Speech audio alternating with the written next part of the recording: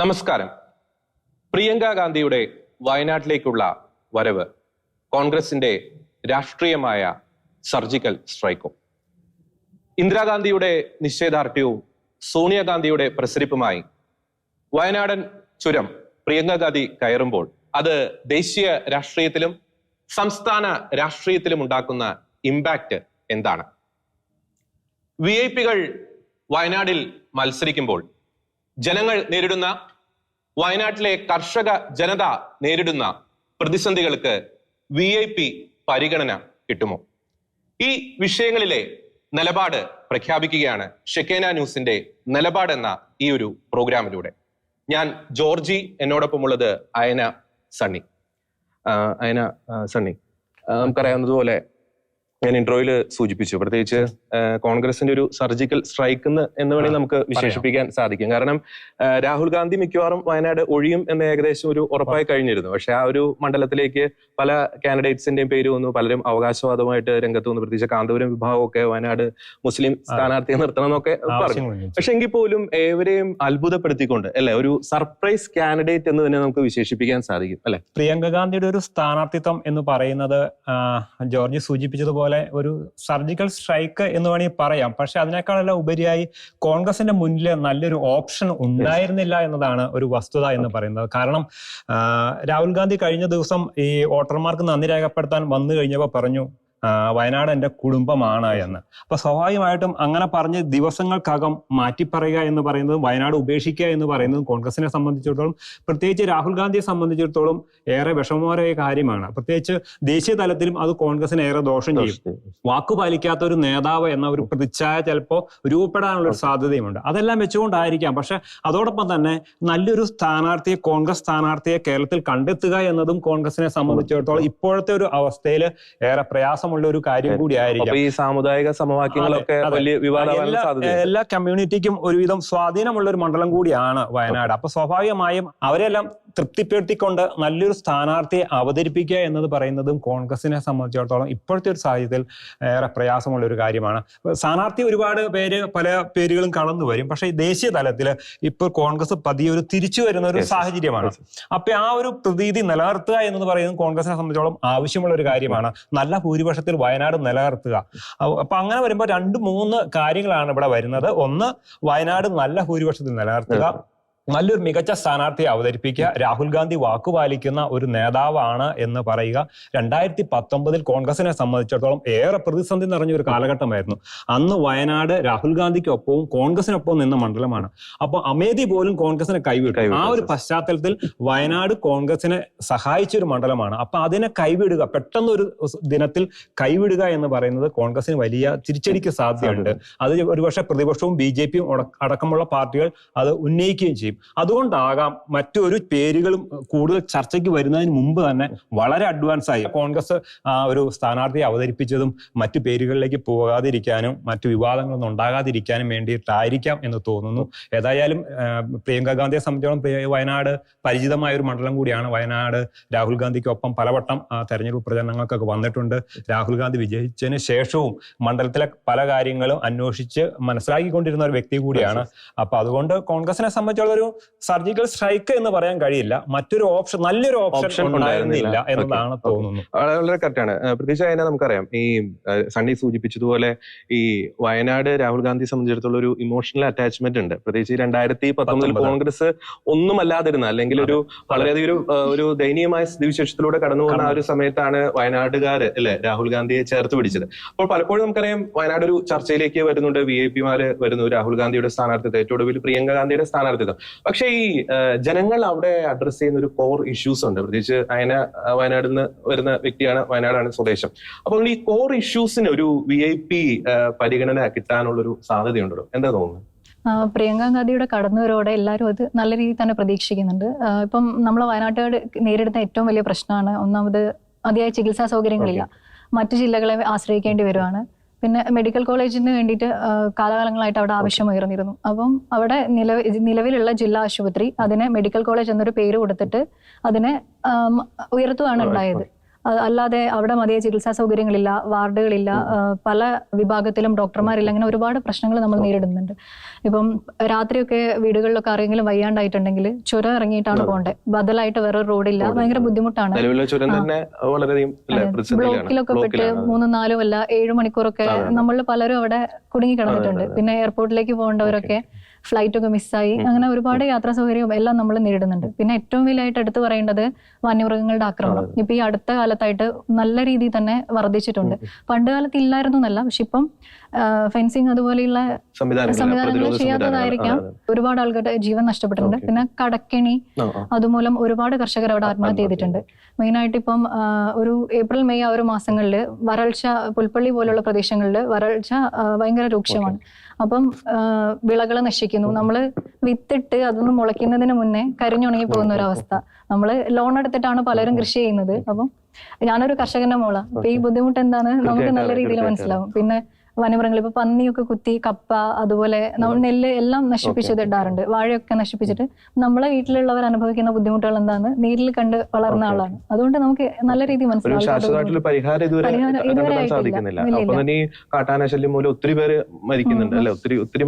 ഒരുപാട് പേര് ഇപ്പോഴും ചികിത്സയിൽ കഴിയുന്നുണ്ട്. പിന്നെ എടുത്തു പറയുന്ന മറ്റൊരു കാര്യം കൂടിയല്ലേ ഈ ടൂറിസം. വയനാട് എന്ന് പറയുമ്പോൾ ഒരു ടൂറിസം ഡെസ്റ്റിനേഷൻ ആണ്. പക്ഷെ ആ ടൂറിസം മേഖലയൊക്കെ പലപ്പോഴും വന്യമൃഗ ശല്യം മൂലം ഇപ്പൊ നമ്മുടെ കുറുവാദ്വീപ് ഒക്കെ അടച്ചിടുന്നു, എക്കോ ടൂറിസം സ്പോട്ടുകളൊക്കെ അടച്ചിടുന്ന ഒരു വിശേഷം. അപ്പൊ ഈ ടൂറിസമായിട്ട് ബന്ധപ്പെട്ട് കഴിയുന്നവർ പോലും ഒരു പ്രതിസന്ധിയിലൂടെ പോകുന്ന ഒരു സാഹചര്യം ഇല്ല ശരിക്കും വയനാട്ടില്? തീർച്ചയായിട്ടും ഉണ്ട്. എന്താണെന്ന് വെച്ചിട്ടുണ്ടെങ്കിൽ ഇപ്പം കുറുവാദ്വീപ് തന്നെ നമുക്ക് എടുക്കാം. കുറച്ച് നാളുകൾക്ക് മുന്നേ പാക്കത്തെ വാച്ചർ മരിച്ചുപോയായിരുന്നു കാട്ടാനാക്രമണത്തിൽ. അപ്പം ഒരു നിശ്ചിത കാലത്തേക്ക് ഒരു പരിഹാരം എന്ന രീതിയിലാണ് അവരതിനെ കാണുന്നത്. അവർ അടച്ചിടും. പക്ഷെ അതിന് വേറെ എന്താണ് അതിനുള്ള മാർഗം? അതൊന്നുമില്ല. കുറച്ചു നാൾ അടച്ചിടും. അപ്പം അടച്ചിടുന്ന സമയത്ത് അവിടെ ആ ഒരു ഏരിയയിൽ ജീവിക്കുന്ന, അവിടെ കച്ചവടമായിട്ടും അല്ലെങ്കിൽ വണ്ടി ഓടിച്ചും അങ്ങനെയൊക്കെ ജീവിക്കുന്നവരുടെ അവരെ ജീവിതം എങ്ങനെ മുന്നോട്ട് പോകുന്ന ഇവരാരും ചിന്തിക്കാറില്ല. ഒരു നിശ്ചിത ഒരു പരിഹാരം എന്ന രീതിയിൽ അത് അടച്ചിടുക, അത് മാത്രമാണ് അവിടെ ചെയ്യുന്നത്. തീർച്ചയായിട്ടും. അപ്പൊ ഈ വയനാടിന്റെ ഒരു കോർ ഇഷ്യൂ ആണ് അതിനെ സൂചിപ്പിച്ചത്. അപ്പൊ എനിക്ക് 1-2 പോയിന്റ്സ് ഒന്ന് ചൂണ്ടിക്കാണിക്കാൻ ആഗ്രഹിക്കുന്നത്, പ്രത്യേകിച്ച് ഈ 1999 സോണിയാഗാന്ധി കോൺഗ്രസ് രാഷ്ട്രീയത്തിലേക്ക് വന്നതിന് ശേഷം ഈ ബെല്ലാരിയിലും ഈ പറയുന്നത് പോലെ അമേത്തിയിലും മത്സരിച്ചിരുന്നു. സമാനമായിട്ടൊരു ചരിത്രത്തിന്റെ ഒരു തനി ആവർത്തനം ഇവിടെ വരുന്നുണ്ട്. ഇപ്പൊ ഈ വയനാടിനെ സംബന്ധിച്ചിടത്തോളം നാം നോക്കുമ്പോൾ ഈ പൊളിറ്റിക്കലി ഒരു വലിയൊരു സ്ട്രാറ്റജിക് ഒരു ലൊക്കേഷനിൽ, അതായത് 3 സംസ്ഥാനങ്ങളുമായി, പ്രത്യേകിച്ച് കർണാടക, തമിഴ്നാട്, കേരളം. അപ്പം ഈ സംസ്ഥാനങ്ങളിൽ വളരെയധികം ഇൻഫ്ലുവൻഷ്യൽ ആയിട്ടുള്ള ഒരു പൊസിഷനിലാണ് വയനാട്ടുള്ളത്. പ്രത്യേകിച്ച് നമുക്കറിയാം ദക്ഷിണേന്ത്യയിലേക്കൊക്കെ കോൺഗ്രസിന്റെ ഒക്കെ ഒരു മുഖമായിട്ട് വേണമെങ്കിൽ ഈ പ്രിയങ്ക ഗാന്ധിയിലെ വയനാട്ടിലെ സ്ഥാനാർത്ഥിത്വത്തിലൂടെ കോൺഗ്രസിനെ അവതരിപ്പിക്കാം. ഒപ്പം ഈ പ്രിയങ്ക ഗാന്ധിയുടെ വയനാട് ജയിച്ചു കഴിഞ്ഞാൽ അതുണ്ടാക്കുന്ന ഇമ്പാക്ട് എന്ന് പറയുന്നത് തമിഴ്നാട്ടിലേക്കും കർണാടകയിലേക്കും ഒപ്പം തന്നെ കേരളം മുഴുവൻ വ്യാപിക്കാൻ സാധ്യതയുണ്ട്.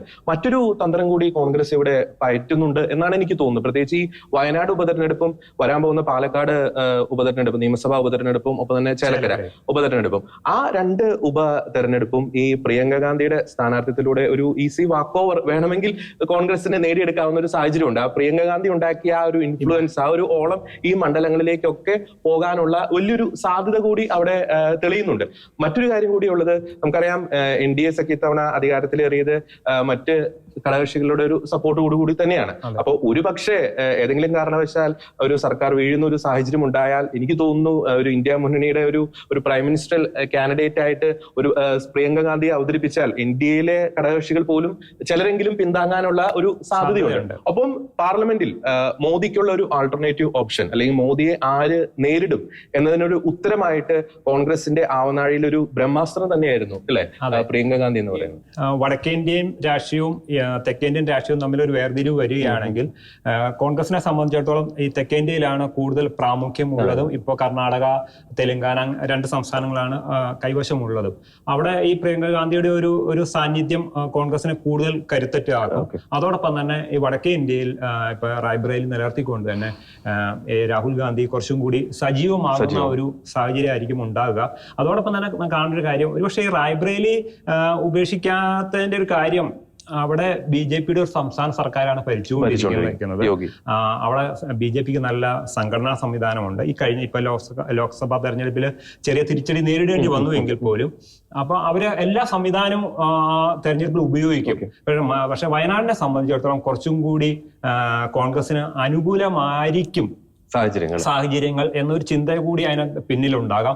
അങ്ങ് സൂചിപ്പിച്ച പോലെ ഈ സർക്കാർ, ഈ നരേന്ദ്രമോദി സർക്കാർ എപ്പോ വേണമെങ്കിലും പോകാനുള്ള സാധ്യതയുണ്ട്. ഏതായാലും മഹാരാഷ്ട്രയിലെയും അതോടൊപ്പം തന്നെ ആ ഒരു തെരഞ്ഞെടുപ്പ് കഴിയുമ്പോൾ, നിയമസഭാ തെരഞ്ഞെടുപ്പ് കഴിയുമ്പോഴായിരിക്കാം അതിന്റെ ഒരു ചിത്രം കുറച്ചും കൂടി ക്ലിയർ ആകുക. രണ്ട് സംസ്ഥാനങ്ങളിൽ തെരഞ്ഞെടുപ്പ് നടക്കും, അവിടെ ഹരിയാനയിലും മഹാരാഷ്ട്രയിലും തെരഞ്ഞെടുപ്പ് നടക്കും. അപ്പൊ ആ ഒരു തെരഞ്ഞെടുപ്പ് ഒക്കെ തന്നെ കോൺഗ്രസിന്റെ മനസ്സിൽ ഉണ്ടായിരിക്കാം. കാരണം രാഹുൽ ഗാന്ധിയുടെ ഒരു സാന്നിധ്യം ഗുണം ചെയ്യും. കാരണം ഈ പ്രിയങ്ക ഗാന്ധിയെ സംബന്ധിച്ചിടത്തോളം ഈ സഖ്യകക്ഷികളുടെ നേതാക്കളെയൊക്കെ അടുപ്പം കൂടുതലുള്ളത് പ്രിയങ്ക ഗാന്ധിക്ക്. തന്നെ അതോടൊപ്പം തന്നെ ഈ കോൺഗ്രസ് നേതാക്കളുമായി വ്യക്തിപരമായ അടുപ്പം പ്രിയങ്ക ഗാന്ധിക്കാണ് കൂടുതലായിട്ടുള്ളത്. നമുക്ക് ഈ അടുത്ത നാളുകൾ പല നേതാക്കന്മാരും കോൺഗ്രസ് വിട്ടുപോയപ്പോൾ പറഞ്ഞൊരു കാര്യം, രാഹുൽ ഗാന്ധിയെ കാണാൻ പറ്റുന്നില്ല, സംസാരിക്കാൻ പറ്റുന്നില്ല. പല പ്രാവശ്യം ആവശ്യപ്പെട്ടിട്ടും രാഹുൽ ഗാന്ധിയുമായി സംസാരിക്കാൻ പോലും സമയം അനുവദിക്കുന്നില്ല എന്നുള്ളതാണ്. പക്ഷെ പ്രിയങ്ക ഗാന്ധി ആകട്ടെ എല്ലാവരെയും ചേർത്ത് നിർത്തുന്ന ഒരു സമീപനമുണ്ട്. അതൊരു പക്ഷെ കോൺഗ്രസിന് ഗുണം ചെയ്തേക്കും. അതോടൊപ്പം തന്നെ പാർലമെന്റിലാകട്ടെ, ഇപ്പൊ കഴിഞ്ഞൊരു പാർലമെന്റ് അല്ല ഇപ്പോൾ ഉള്ളത്, പ്രതിപക്ഷം വളരെ ശക്തമാണ്. ഭരണപക്ഷമാകട്ടെ കഴിഞ്ഞ തവണത്തേക്കാൾ ദുർബലമായിരിക്കുന്നു. BJPക്ക് കേവല ഭൂരിപക്ഷമില്ല, കോൺഗ്രസും അതുപോലെ ശക്തമായിരിക്കുന്നു. കഴിഞ്ഞ തവണ 52 സീറ്റാണ് ഉണ്ടായിരുന്നത്, ഇത്തവണ 102ലേക്ക് എത്തിയിരിക്കുന്നു. ശക്തമായ ഒരു പ്രതിപക്ഷമാണ് ഇനി പാർലമെന്റിൽ വരാൻ പോകുന്നത്. അപ്പൊ അവിടുത്തെ പാർലമെന്റ് അംഗങ്ങളെയൊക്കെ കുറച്ചും കൂടി ബൂസ്റ്റ് ചെയ്യാൻ, അവരെ പ്രചോദിപ്പിക്കാൻ പ്രിയങ്ക ഗാന്ധിയുടെ ഒരു സാന്നിധ്യം ഗുണം ചെയ്യും എന്നാണ് തോന്നുന്നത്. പ്രധാനപ്പെട്ട ഒരു പോയിന്റാണ്, ഒരു ക്രൗഡ് പുള്ളിംഗ് ഒരു ഫാക്ടർ, അത് വളരെ പ്രധാനപ്പെട്ടതാണ്. ഒരു കരിസ്മാറ്റിക് ലീഡർ.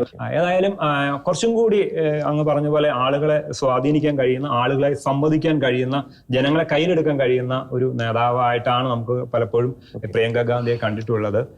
പ്രിയങ്ക ഗാന്ധിയുടെ സാന്നിധ്യം തെക്കേ ഇന്ത്യയിലും വടക്കേ ഇന്ത്യയിൽ രാഹുൽ ഗാന്ധിയുടെ സാന്നിധ്യവും കോൺഗ്രസിനെ കുറെ കൂടി ഗുണം ചെയ്യും എന്നതാണ്.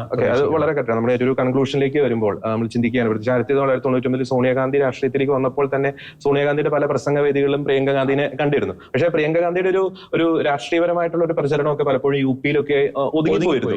2020 എനിക്ക് തോന്നുന്നു UP ഇലക്ഷനിലൊക്കെ UP-യുടെ ഒരു ചാർജ് ഒക്കെ കിട്ടിയിരുന്നു. പക്ഷെ അത്ര ഒരു പ്രശോഭിക്കാൻ സാധിച്ചിരുന്നില്ല, മുന്നോട്ട് പോകാൻ സാധിച്ചില്ല. പക്ഷെ ഇത്തവണത്തെ ഈ ഒരു വരവ്, കൃത്യമായിട്ടൊരു തെരഞ്ഞെടുപ്പിലേക്ക് ഇറങ്ങിക്കൊണ്ട് ലോക്സഭയിലേക്ക് എത്തുക എന്ന് പറയുന്നത്, അത് കോൺഗ്രസ് പല കാര്യങ്ങളും അതിൽ ഒളിപ്പിച്ചിട്ടുണ്ട് എന്ന് തന്നെ നമുക്ക് വ്യക്തമായി മനസ്സിലാക്കാൻ സാധിക്കും. ഏറ്റവും ഒടുവിൽ നമ്മൾ ചിന്തിക്കേണ്ടത്, ഈ 2009 വയനാട് മണ്ഡലം രൂപവൽക്കരിച്ചത്. അപ്പം ഷാനവാസിലൂടെ 2009-ലും 2014-ലും ഷാനവാസ് ജയിക്കുന്നു. പിന്നെ നമുക്കറിയാം രാഹുൽ ഗാന്ധി 2019 ഏകദേശം 4 ലക്ഷത്തിൽ പരം വോട്ടുകളുടെ ഭൂരിപക്ഷത്തിൽ ജയിക്കുന്നു. ഒരു കോൺഗ്രസ് മണ്ഡലം അല്ലെ. ഈ മലപ്പുറത്തെ ചില നിലമ്പൂര്, വണ്ടൂര്, എറണാട് പോലുള്ള മണ്ഡലങ്ങള്, കോഴിക്കോടിലെ തിരുവമ്പാടി അല്ലെ, പിന്നെ വയനാട്ടിലാണെങ്കിൽ മാനന്തവാടി, കൽപ്പറ്റ, ബത്തേരി ഒരു കോൺഗ്രസ് മണ്ഡലം തന്നെയാണ്. അപ്പോൾ ഇത്തവണ പ്രിയങ്ക ഗാന്ധി വന്നു കഴിയുമ്പോൾ അവിടുത്തെ ഒരു സ്ത്രീ വോട്ടർമാരുടെ ഒരു വികാരം എന്തായിരിക്കും? ഇല്ലേ, അവരെയൊക്കെ കുറയും. ഇപ്പം LDF-ന്റെ ഒക്കെ ഒരു കേഡർ വോട്ടുകൾ, അത് സ്ത്രീ കേഡർ വോട്ടുകളെ പോലും ആകർഷിക്കാൻ തക്ക ഒരു സ്വാധീനം ചെലുത്താൻ ഒരു സാധ്യതയില്ലേ ശരിക്കും? കോൺഗ്രസിന്റെ ഒരു കുത്തക മണ്ഡലമായിരുന്നു വയനാട് എന്ന് പറയുന്നത്. ഇപ്രാവശ്യം രാഹുൽ ഗാന്ധി റായ്ബറേലിയിലേക്ക് പോയി പ്രിയങ്ക ഗാന്ധി കടന്നുവരവോടുകൂടി സ്ത്രീ വോട്ടർമാരുടെ നല്ലൊരു പങ്ക് കൂട്ടും കോൺഗ്രസിനും അറിയാൻ സാധ്യതയുണ്ട്. മാത്രമല്ല ഇപ്പം കഴിഞ്ഞ കുറച്ച് നാളുകളായിട്ട് BJPയുടെ ചില സ്ത്രീകൾ BJPക്ക് മാറി വോട്ട് ചെയ്യുന്ന ഒരു പ്രവണത ഉണ്ടായിട്ടുണ്ട്. അത് ഈ പ്രാവശ്യത്തെ തെരഞ്ഞെടുപ്പോടെ പ്രിയങ്ക ഗാന്ധി എത്തുന്നതോടെ മാറുമെന്നാണ് ഭൂരിഭാഗം ആളുകളും വിലയിരുത്തപ്പെടുന്നത് മണ്ഡലത്തിൽ. അപ്പൊ തീർച്ചയായിട്ടും വളരെ ഒരു ഇമ്പാക്ട് വയനാട്ടിൽ ഉണ്ടാക്കാൻ സാധ്യതയുണ്ട്. അത് സംസ്ഥാന രാഷ്ട്രീയത്തിൽ അതിന്റെ ഒരു ഇമ്പാക്ട് കോൺഗ്രസ് വളരെ വലിയൊരു ചലനം സൃഷ്ടിക്കും. ഒപ്പം ദേശീയ രാഷ്ട്രീയത്തിലും സംസ്ഥാനത്തെ കോൺഗ്രസ് ആയിരിക്കും കൂടുതൽ രക്ഷപ്പെട്ടത്. സ്ഥാനാർത്ഥിയെ കണ്ടെത്തുക എന്ന് പറയുന്ന അവരെ സംബന്ധിച്ചോളം വെല്ലുവിളിയായിരുന്നു. ജയസാധ്യതയുള്ള മണ്ഡലം ആയതുകൊണ്ട് പലരും മത്സരിക്കാൻ സന്നദ്ധരായി മുന്നോട്ട് വരുന്ന സാഹചര്യം ഉണ്ടായിരുന്നത്. അതേതായാലും അവരെ സംബന്ധിച്ചോളം അത് ഒഴിവായി കിട്ടി. തന്നെയല്ല, ജനം നേരത്തോട്ട് ആഗ്രഹിച്ച ഒരു കാര്യം കൂടിയാണ് രാഹുലിന് പകരം പ്രിയങ്ക വരണം എന്നായിരുന്നു ഒരു പക്ഷേ ആദ്യ മനസ്സിലുണ്ടായിരുന്ന ഒരു കാര്യം. ഒരുപക്ഷെ ഈ ഇന്ദിരാഗാന്ധിയുടെ ഒരു രൂപസാദൃശ്യവും ആ ഒരു പ്രസരിപ്പും ഒരു അതെ ചങ്കൂറ്റവും അതൊക്കെ ആയിരിക്കാം ജനങ്ങൾ ഒരുപക്ഷെ ഇന്ദിരാഗാന്ധിയെ കണ്ടിട്ടുണ്ടാകാം. എന്തായാലും രാഹുലിന് മുമ്പേ തന്നെ ജനങ്ങൾ ആഗ്രഹിച്ചതാണ്. ഏതായാലും അവരൊരു പാർലമെന്ററി രാഷ്ട്രീയത്തിലേക്ക് കാലെടുത്ത് വെക്കാൻ വയനാട് തെരഞ്ഞെടുത്തിരിക്കുന്നു. അത് വലിയൊരു കാര്യം തന്നെ. പ്രത്യേകിച്ച് സണ്ണി പറഞ്ഞതുപോലെ ഇപ്പം ദക്ഷിണേന്ത്യയിൽ പ്രിയങ്ക ഗാന്ധി, ഉത്തരേന്ത്യയിൽ രാഹുൽ ഗാന്ധി, ഇപ്പൊ ഒരു ഡബിൾ എഞ്ചിനാണ് ഇനി കോൺഗ്രസിന് വരാൻ പോകുന്നത്. നമുക്ക് അതിന്റെ ഒരു കൺക്ലൂഷനിലേക്ക് വരുമ്പോൾ ചിലർ ഉന്നയിക്കുന്ന ഒരു ആരോപണങ്ങൾ കൂടി ഒന്ന് പരാമർശിക്കേണ്ടിയിരിക്കുന്നു. പ്രത്യേകിച്ച് ഈ പ്രിയങ്ക ഗാന്ധിയുടെ സ്ഥാനാർത്ഥിത്വമായിട്ട് ബന്ധപ്പെട്ട് കുടുംബ രാഷ്ട്രീയം, ഒപ്പം തന്നെ വയനാട്ടിലെ ജനങ്ങളെ പറ്റിച്ചു എന്നൊക്കെ BJP ആരോപിക്കുന്നുണ്ട്. കാരണം ഈ വയനാട് ഇലക്ഷൻ കഴിഞ്ഞിട്ടാണ് ഈ റായ്ബറയിലെ സ്ഥാനാർത്ഥിത്വമായിട്ട് പറയുന്നത്. നേരത്തെ പറയേണ്ടതായിരുന്നു. ഒപ്പം തന്നെ ഈ ഉപതെരഞ്ഞെടുപ്പുമായിട്ട് ബന്ധപ്പെട്ട് വരുന്ന ഈ ചെലവുകള്, പിന്നെ ജനങ്ങൾക്ക് ഉണ്ടാകുന്ന ബുദ്ധിമുട്ടുകൾ, അതൊക്കെ എതിരാളികൾ ഉന്നയിക്കുന്ന ആരോപണങ്ങളാണ്. പക്ഷെ എങ്കിൽ പോലും ഒരു കാര്യം ഉറപ്പിച്ചു പറയാൻ സാധിക്കും, പ്രിയങ്ക ഗാന്ധിയുടെ ഈ ഒരു വരവ് ദേശീയ രാഷ്ട്രീയത്തിലും സംസ്ഥാന രാഷ്ട്രീയത്തിലും ഉണ്ടാക്കുന്ന ഒരു ഇമ്പാക്ട് എന്ന് പറയുന്നത് വളരെ വലുതായിരിക്കും. അത് കോൺഗ്രസിന് കേരളത്തിൽ മാത്രമല്ല ദക്ഷിണേന്ത്യയിലും വളരെ ഒരു മികച്ച ഒരു മേൽക്കൈ ലഭിക്കാനുള്ള സാധ്യത കൂടിയുണ്ട്. പക്ഷേ അത്തരം ഘടകങ്ങൾ അവിടെ നിൽക്കുമ്പോൾ പോലും നേരത്തെ അതിനെ സൂചിപ്പിച്ചതുപോലെ വയനാട്ടിലെ പാവപ്പെട്ട കർഷക ജനത നേരിടുന്ന കോറായിട്ടുള്ള പ്രതിസന്ധികളുണ്ട്, പ്രശ്നങ്ങളുണ്ട്. ഒരു നിശബ്ദമായിട്ടുള്ള ഒരു കുടിയിറക്കിനാണ് പലപ്പോഴും വയനാടൻ ജനത സാക്ഷ്യം വഹിച്ചുകൊണ്ടിരിക്കുന്നത്. വന്യമൃഗങ്ങളുടെ ശല്യം, കാർഷിക മേഖലയിലെ പ്രതിസന്ധികൾ, ടൂറിസം മേഖലയിലെ പ്രതിസന്ധികൾ, ഈ രാത്രി യാത്രാ നിരോധനവുമായിട്ട് ബന്ധപ്പെട്ടുള്ള കാര്യങ്ങൾ, വരൾച്ചയുമായി ബന്ധപ്പെട്ടുള്ള വിഷയങ്ങൾ. അതുകൊണ്ട് തന്നെ നമ്മൾ ഇൻട്രോയിൽ പറഞ്ഞതുപോലെ VIP-മാർ ആരൊക്കെ വന്നാലും ഈ ജനങ്ങളുടെ കോറായിട്ടുള്ള ഇഷ്യൂസിന് തീർച്ചയായിട്ടും ഒരു VIP പരിഗണന ലഭിച്ചേ തീരൂ എന്ന ഒരു വ്യക്തമായിട്ടുള്ള ഒരു നിലപാട് ഈ എപ്പിസോഡിന്റെ ഏറ്റവും അവസാനം ഞങ്ങൾ പ്രഖ്യാപിക്കുകയാണ്. എല്ലാ പ്രിയപ്പെട്ട പ്രേക്ഷകർക്കും ഒരിക്കൽ കൂടി നന്ദി. മറ്റൊരു വിഷയത്തിലെ നിലപാടുമായി അടുത്ത എപ്പിസോഡിൽ വീണ്ടും കാണാം. നന്ദി.